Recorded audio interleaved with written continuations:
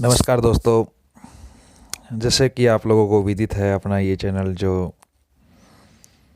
अ, sir Aslam के नाम से जाना जाता है, आप लोग काफ़ी लोग मुझसे जुड़े हो, आप लोगों का इतना सारा प्यार मिला है, उसके वजह से मैं इस चैनल पे काफ़ी बार आप लोगों को प्रतिक्रिया देता हूँ। बहुत सारे न्यूज़ मैसेज वगैरह जो आपके द्वारा दी जाती है। किसी कारणवश हमारे वाला जो कलाम डेवलपमेंट का जो चैनल था, उस पे मैं वीडियो अपलोड नहीं कर पाया क्योंकि थोड़ा सा प्रॉब्लम चल रही थी, और आप लोगों के बहुत बार डिमांड की वजह से मैं अपने दूसरे चैनल पे ये वीडियो डाला हूँ। तो जितने भी अभ्यर्थी हैं जो मेरे जानकार चाहने वाले, उनसे अनुरोध करूँगा कि आप इस चैनल से जुड़े। ये अपना ही चैनल है, मेरा खुद का चैनल है दूसरा, और दोनों चैनलों पे मैं अपडेट लगातार करता रहूँगा। सभी को पहले गणतंत्र दिवस की हार्दिक शुभकामनाएं। दोस्तों, जो अपडेट है रीट लेवल सेकंड की, रीट लेवल सेकंड में आप लोगों को पता है कि डीवी नहीं हो रहा है। सबसे बड़ी बात यह है, सभी लोगों को ये टेंशन चल रही है कि डीवी कब होगा, कहीं हमारी भर्ती में हमें हटा तो नहीं दिया जाएगा, हमारे पद को हटा तो नहीं दिया जाएगा, हमें कहीं बाहर तो नहीं कर दिया जाएगा। तो आप लोगों को मैं बता देना चाहता हूँ कि ऐसा कुछ भी नहीं है। आप लोगों को किसी भी प्रकार से बाहर नहीं किया जाएगा। ये जो भर्ती है वो आप लोगों के लिए ही बनी हुई है, और भर्ती से आप लोगों को किसी भी प्रकार से बाहर नहीं किया जाएगा। और दूसरी बात, डीवी की बात है, डीवी क्यों नहीं हो रहा है, ये बात निकल के आ रही है कि डीवी हो क्यों नहीं रहा है।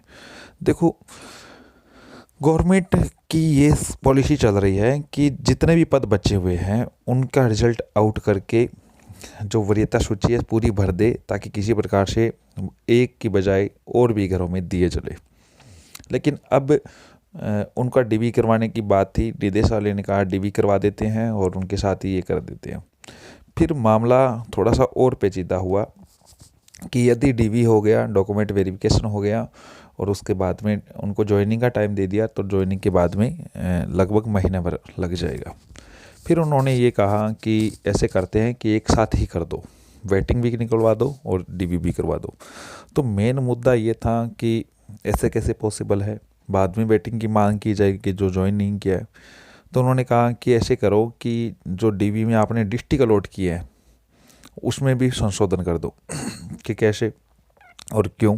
तो उसका एक रीज़न था कि आप लोगों को पता है कि याचिका लगी थी, हाई कोर्ट ने आदेश दे दिए थे कि उनको रिलीव ना किया जाए। तो जो याचिका करता हो, तब गवर्नमेंट ने सोचा कि एक ये फैसला लिया गवर्नमेंट ने कि जो लोग दूर है वो लोग रियल में पढ़ाई नहीं करवा पाते हैं, उनको टेंशन रहती है घर की, तो कुछ ऐसा किया जाए जो रीसफल रिजल्ट हो चाहे वेटिंग हो तो नियर अबाउट डाला जाए। तो इस पे मंथन चल रहा था काफ़ी बार। तो अब ये मंथन फाइनल लगभग ये निकल के आया, 24 तारीख को वैसे मीटिंग थी, उसमें फैसला नहीं लिया गया, लेकिन ये बात पे अड़ी थी कि रीसफल या वेटिंग का नाम दिया जाए या क्या नाम दिया जाए। तो लगभग ये तय हो चुका है कि नॉन जॉइनर, ध्यान से सुन लीजिए, नॉन जॉइनर पदों पे वेटिंग आएगी, और जो अपात्र है उनके साथ मिला के उनका वो निकाला जाएगा, मैटर क्लियर कर दिया जाएगा। तो सॉरी, अपात्र है उनका रीशफल होगा। अब बात थी कि कब होगा, कैसे होगा। तो अब जो क्यों नहीं हो रहा है, तो मेन बात यही है कि जो दूर और नज़दीक का, अब लगभग लोगों को, जो देखो रीशफल में डिस्ट्रिक्ट चेंज होता है लेकिन वेटिंग में इस प्रकार का नियम नहीं है। तब गवर्नमेंट नई पॉलिसी इस प्रकार बना रही है कि होगा वेटिंग का प्रोसेस पूरा, लेकिन लोगों को नियर अबाउट डिस्ट्रिक्ट देने की कोशिश की जाएगी, यही कोशिश की जा रही है। फिर उन्होंने ये कहा कि इस बार अगर ऐसा हो रहा है तो पीछे वाले भी लोग भ्रमित होंगे, तो फिर क्या होगा। तो गवर्नमेंट ने ये कहा है कि हम कुछ ऐसे स्कीम बना के निकालेंगे बीच का रास्ता, जिसकी वजह से लोगों का दिक्कत दूर हो जाए, यानी म्यूचुअल ट्रांसफ़र। यानी साइंस मैथ का जो बंदा है वो बाड़मेर बैठा है और एक बैठा है धौलपुर, और बाड़मेर वाला धौलपुर बैठा है, धौलपुर वाला बाड़मेर बैठा है, या दोनों को सुविधा हो रही है। तो वही कहानी, मियाँ बीबी राजी तो काजी को निकाह करवा देना चाहिए। तो वो इस प्रकार की, यानी एक ही सब्जेक्ट के एक ही सब्जेक्ट के अभ्यर्थी एक डिस्ट्रिक्ट से दूसरे डिस्ट्रिक्ट जाना चाहते हैं, तो ये स्कीम लाने की गवर्नमेंट विचार कर रही है, जिसे म्यूचुअल ट्रांसफ़र कहते हैं, यानी एक अदला बदली वाला सिस्टम है। एक सब्जेक्ट का होना ज़रूरी है, तो ये स्कीम गवर्नमेंट रखने की कोशिश की जा रही है। अभी इसको मूर्त रूप नहीं दिया गया है, लेकिन ये बात रखी गई है। 24 तारीख को जो मीटिंग थी वो भी सक्सेस नहीं हुई इस बात पे, मतलब रखा ज़रूर गया लेकिन इस बात को पूरा नहीं किया गया, और 25 को कुछ ऐसा ही है। तो मेन जो मुद्दा अटका हुआ है वो यही अटका हुआ है कि जो वेटिंग को नियर अबाउट किस प्रकार सेट किया जाए। केवल वेटिंग वाले अभ्यर्थी की बात नहीं है, जो पहले जो सिलेक्ट हो चुके हैं उनको भी बात आ रही है। तो जो 2016 सॉरी क्या नाम है ये 2018 के जितने भी अभ्यर्थी जो वेट कर रहे थे कि वेटिंग कब आ रही है, वेटिंग कब आ रही है, तो उनको मैं गुड न्यूज़ दे देता हूँ कि वेटिंग की प्रोसेस बहुत जल्द शुरू हो रही है। आपको कहीं टेंशन लेने की ज़रूरत नहीं है। अब वेटिंग की बहुचर्चित जो वेटिंग के लिए आप प्रतीक्षा कर रहे थे कि आज से 3 दिन पहले भी मैंने आपको वीडियो डाला था निदेशालय की तरफ से, उन्होंने एक बात कही थी कि हमें गवर्नमेंट से आदेश नहीं हुए। अब 24 को मीटिंग हुई है, 25 को मीटिंग हुई है, तो उन्होंने मीटिंग में यही बात निकाली है कि लोगों में थोड़ा सा रोष है और जल्दीबाजी है। तो आप सभी से मैं कह रहा हूँ कि लगभग आप 7 से 10 दिन तक का वेट करें। डीवी भी होगा और वेटिंग भी निकल के आएगी, दोनों चीज़ें प्रक्रिया सेम रहेगी, तो आपको कहीं भी टेंशन लेने की ज़रूरत नहीं है। आप लोगों ने मेरा ही वीडियो देख के इस प्रकार से कोशिश की थी कि जल्द से जल्द हमें ये प्रयास करना चाहिए, लेकिन मैंने आपको ये कहा है कि जो भी न्यूज़ होगी सबसे पहले हम पहुंचाने की कोशिश करेंगे। तो बस बात इतनी है कि गवर्नमेंट जागी हुई है, आप ये मत सोचे कि गवर्नमेंट सोई हुई है और आपका काम नहीं हो रहा है। फिर बात आ रही है ये जो मैटर था, क्या नाम है, किस प्रकार से कितनी कितनी सीटें हैं, कितनी सीटों पे काम हो रहा है। सीटें लगभग मुझे पता चल गई है इसकी साइंस मैथ की, इंग्लिश की, एसएस की, हिंदी की और संस्कृत की।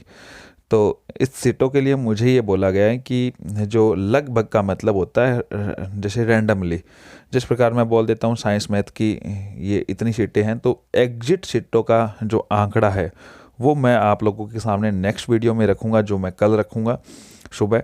और ये जो वीडियो है इसमें सीटों का एग्जिट मुझे पता नहीं है अभी, और एग्जिट वो मुझे कल बताएंगे, सॉरी कल संडे, हाँ कल मैं बीकानेर ही होऊंगा, तो वो कल इस बात को मुझे बता देंगे। और आपके फेवर की मैं हक की बात रखने के लिए मैं खुद बीकानेर भी जा रहा हूँ, हालांकि कल संडे है। एक बात और बता देता हूँ, और संडे आप कहीं सोचोगे संडे क्या कर रहे हैं, लेकिन जो हमारा काम है उसमें आपको पता है वर्किंग डे 24/7 होता है किसी भी प्रकार से। अभी भी रात्रि के 10 बज रहे हैं और मैं रात्रि को आप लोगों के सामने बात रखने के लिए आया हूँ। तो इसके बाद में जो मेन मुद्दे की बात है कि जो अपात्रों का ये क्या होगा। देखो अपात्रों पे ध्यान देना, अपात्र किसी को ठहराया गया वो निदेशालय द्वारा ठहराया गया है।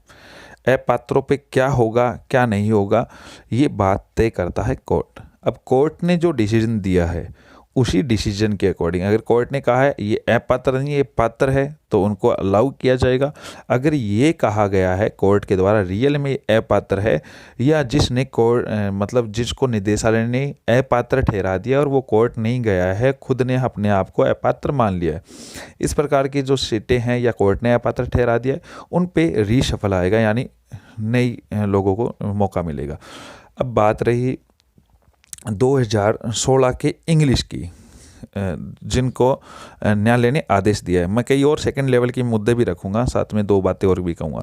जिनको कोर्ट ने यह कहा है कि आप लोग बाहर, एक बीच में सूचना दे देता हूँ, कल पिंक सिटी प्रेस क्लब में 12:30 बजे मीडिया से हमारे मित्र हरपाल जी दादरवाल और उनकी टीम, जिनमें मैं भी शामिल हूँ, और दीपेंद्र जी जो बेरोजगार संघ के प्रदेश अध्यक्ष है, हरपाल जी दादरवाल जो शिक्षक के महासंघ के प्रदेश अध्यक्ष है, उनकी मीडिया से मुलाकात है। जो युवाओं के जो मुद्दे हैं उनको मीडिया के सामने रख रहे हैं ताकि गवर्नमेंट सरकार को ये समझा सके। तो आप सभी लोग जो जयपुर के आसपास के हैं या दूर से जिन्होंने मेरा वीडियो देख रहे हैं वो ज़रूर पहुँचे 12:30 बजे पिंक सिटी प्रेस क्लब में। तो 2016 साइंस मैथ सॉरी इंग्लिश को बात थी, तो उन पे जो वेटिंग का आदेश है उस पे भी कार्य चल रहा है। और उस पर उसका अकॉर्डिंग टू मतलब जो न्यायालय का आदेश है उसको मानने का काम चल रहा है। और बात ये है कि आपको एक काम करना है। 2016 के जो उन्होंने न्यायालय के आदेश लेके आए हैं, 28 दिन का उनको टाइम दिया था, लगभग 4 सप्ताह का। जैसे ही टाइम निकले आप एक बात तैयार रखें, क्योंकि न्यायालय का आदेश जरूर माना है उन्होंने, लेकिन उन्होंने सोचा है कि बहुत सारा और प्रेशर है, तो आप अपना जल्दी काम करवाने के लिए एक बार 28 दिन होते ही आप एक और ऑर्डर जारी कर दें कि न्यायालय का आदेश नहीं मान रहा है, तो कोर्ट ऑफ कंटेम्प्ट का जो भी मामला बनता है वो भी कोशिश करें ताकि आप वाला काम जल्दी हो। इसके अलावा 2018 के जितने भी अभ्यर्थी हैं सेकेंड लेवल के, उनसे मैं अनुरोध करता हूं कि किसी भी प्रकार से आपको डरने की ज़रूरत नहीं है। जिनका डीवी नहीं हुआ उनको डीवी मिलेगा, जिनका रिलीव ऑर्डर नहीं हुआ है उनके रिलीव ऑर्डर होंगे, जिनको डिस्ट्रिक्ट चेंज हो रहे हैं वो डिस्ट्रिक्ट चेंज होंगे। तो सभी जो भी अभ्यर्थी इसकी चीज़ का प्रतीक्षा कर रहे थे वो अब टाइम लगभग नज़दीक आ गया। इसके अलावा मैं एक बात और बताना चाह रहा था कि 2018 फर्स्ट लेवल के जो फैसला कब ओपन होगा, ये सबसे बड़ी लोगों की प्रतीक्षा थी कि फैसला कब ओपन होगा, फिर रीशफल वेटिंग क्या होगा क्या नहीं होगा, इस बात को लेके काफ़ी पजल थे। तो मैं क्लियर कर देता हूँ, 2018 फर्स्ट लेवल वाले जितने भी अभ्यर्थी हैं उनका फैसला ओपन 4-5 तारीख के नियर अबाउट या फिर 30-31 इस महीने में अगर होता है तो 30-31, अगर अगले महीने तक बात जाती है तो 4-5 तारीख तक होने की पूरी संभावना है। क्योंकि गवर्नमेंट का जो व्यू है वो यही बोलता है कि जल्द से जल्द काम होगा, हम ज़्यादा टाइम नहीं लेंगे इस चीज़ को। हालांकि हम मानते हैं कि ये न्यायालय का काम है, गवर्नमेंट का कोई रोल नहीं होता है, लेकिन एक लाइसेंस होता है, एक अच्छा संबंध भी होता है और न्यायालय इस बात को समझता है। क्योंकि न्यायालय के पास जो बातें जाती है वो जन भावनाओं की भी जाती है। तो फैसला ओपन होगा, नवचयनितों के पक्ष में होगा। और सबसे बड़ी बात यह है कि गवर्नमेंट इस बात को स्पष्ट तौर से कह चुकी है। जैसे मैं वहाँ पे भी था और एक मैंने बात भी की थी, तो उन्होंने कहा कि गवर्नमेंट की तरफ से यही आदेश है, जैसे ही फैसला ओपन होता है फैसले की कॉपी आने में चाहे 2 दिन लगे चाहे 3 लगे, हमें फैसला उसी टाइम, मतलब हमें पता है कि फैसला क्या आया है, हमें नियुक्ति आदेश करने हैं। और आगे जिला परिषद को भी इस बात का आदेश दे दिया गया है कि आपको नियुक्ति आदेश करने हैं, किसी भी प्रकार से इस भर्ती को इस मामले से बचाया जा सके कि आगे कोई दिक्कत ना आए। तो नवचयनितों के लिए एक अच्छी न्यूज़ है गवर्नमेंट की तरफ से। और फिर रीशफल और वेटिंग की बात आती है, तो रीशफल और वेटिंग के जितने भी अभ्यर्थी प्रतीक्षा कर रहे हैं उन सबको मैं एक क्लियर बात बता देता हूं कि आप लोगों के लिए रीशफल तब तक नहीं आएगा जब तक उनको नियुक्ति नहीं दी जाएगी। और जैसे सेकंड लेवल में जो बात चल रही है रीशफल और वेटिंग के साथ की, इसी प्रकार से आपके भी ये होगा। क्योंकि गवर्नमेंट नहीं चाहती है कि अगर रीशफल निकाल दे तो उनका डिस्ट्रिक्ट चेंज होगा तो काउंसलिंग होगी तो 5 से 7 दिन लगेंगे। तो गवर्नमेंट ये चाहती है कि रीशफल हम पहले नियुक्ति देंगे, क्योंकि किसी भी प्रकार से भर्ती को पजल नहीं करना चाहती। और नियुक्ति देने के पश्चात जैसे ही नियुक्ति दे दी जाती है और उसके बाद में बहुत सारे पद खाली रहेंगे। जैसे मेरा आंकलन है, मेरा प्रिडिक्शन है 6 से 7 हज़ार पद लोग ज्वाइन नहीं कर रहे हैं और 3 से 4 हज़ार पदों पे रीशफल आएगा और 6 से 7 हज़ार पदों पे वेटिंग आएगी। तो लगभग 9-10 हज़ार पदों पे ये जो प्रोसेस चलेगी, तो इसमें बहुत सारे लोगों को फ़ायदा मिलेगा। और गवर्नमेंट की यही सोच है कि एक साथ ही रीशफल और वेटिंग का काम कर दे और जो लोग पहले थे उनको नियर अबाउट डिस्ट्रिक्ट भी मिलेगा। तो इतने पद लैप्स हो रहे साथ आ रहे हैं तो उनको फ़ायदा होगा। और बात रही फिर कितने लोगों को क्या क्या फ़ायदा होगा, यदि रीशफल की बात करें तो 110 वालों का ही सिलेक्शन होगा। जनरल में आराम से 109 तक बात जा सकती है, लेकिन अगर वेटिंग साथ में आ जाती है तो 108 तक भी आराम से जनरल में काम फ़ायदा होगा। और इसी प्रकार ओबीसी में 105 से नीचे आ जाएगी, वैसे 106 वरना 105। और एसटी एससी में नॉर्मल 2 नंबर टूटेंगे और अगर वेटिंग साथ आ रही है तो 3-3 नंबर आराम से टूटेंगे। तो आप लोगों के लिए एक अच्छी न्यूज़ यही है कि दोनों तरफ से आप लोगों को फ़ायदा हो रहा है। और किसी प्रकार से अब उन लोगों को बिल्कुल भी ध्यान देना चाहिए जो भर्ती पजल कर रहे थे, दो एक एक दो दो तीन तीन नंबर से रह रहे थे।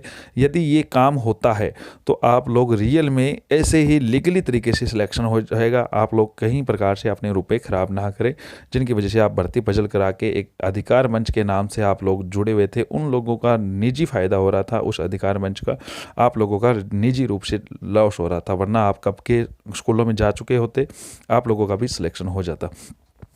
तो किसी भी प्रकार से आप बहकावे में ना आए, किसी प्रकार से आप बहके मत, भर्ती को आप पूरा होने दें ताकि आप लोगों को फ़ायदा हो। बहुत सारे पद हो रहे हैं, अब तो नए पद है, लोगों ने सेकंड लेवल में ज्वाइन कर लिया, फर्स्ट लेवल वालों में से बहुत सारे लोगों ने। अब आगे की जो प्रोसेस है जो भी आएगी मैं आपको बता दूंगा। 2016 साइंस मैथ की 2016 साइंस मैथ के जितने भी अभ्यर्थी हैं वो इस वीडियो के डिस्क्रिप्शन में मैंने लिंक डाल रखा है, उस लिंक में आप जुड़े, अपने डॉक्यूमेंट्स जमा करवाए 2016 से रिलेटेड के। मैं आपको डॉक्यूमेंट्स के ग्रुप में ऐड करूंगा। उसके बाद में जो भी प्रक्रिया है वो मैं बताऊंगा, क्योंकि 2016 से रिलेटेड मैं जितनी भी जानकारियां हैं वो उस ग्रुप में शेयर कर रहा हूं। मेरा ये प्रयास है कि अंतिम पद तक हम उसका पद भरेंगे। हमारी जो भी टीम है वो साथ काम करेगी। और दूसरी बात यह है, 2016 साइंस मैथ के यदि अंतिम भर्ती तक पद सर्जित किया जाएगा तो वो जो पद हम सर्जित करने की कोशिश कर रहे हैं तो उसमें कट ऑफ 68 से 69 के अराउंड में जाएगी जनरल की, और ओबीसी एसटी एससी की 2-2 3-3 नंबर कम जाएगी। तो आप ये बात क्लियर समझ के चले कि जो 2016 में इतने कम है, क्योंकि 2002 में रैंक थी सतीश यादव की, उसके अकॉर्डिंग अपने आप की प्रेडिक्शन आप खुद लगा सकते हैं कि 927 लोग बाहर हो चुके हैं, जिनमें से केवल 64 लोगों ने ही काउंसलिंग करवाई थी और ज्वाइनिंग लगभग 30-40 लोगों ही कर रहे हैं। 5 तारीख उसकी लास्ट डेट है, उसके बाद में अपडेट आएगी तो हम बता देंगे।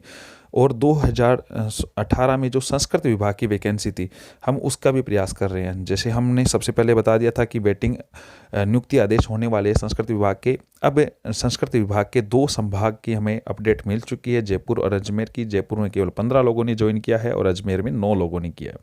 जैसे ही अपडेट होगी हम 1.5 गुना उसके भी वेटिंग आदेश निकलवाएंगे। तो किसी भी प्रकार से अभ्यर्थी को पजल होने की आवश्यकता नहीं है। जो भी अपडेट होगी मैं खुद बताऊंगा, और जो भी लेटेस्ट अपडेट होगी वो बताऊंगा। रीट अभ्यर्थियों के उज्जवल भविष्य की मैं खुद कामना करता हूं। और एक बार पुनः आपको सभी को इस रिपब्लिक डे की हार्दिक शुभकामनाएं। धन्यवाद।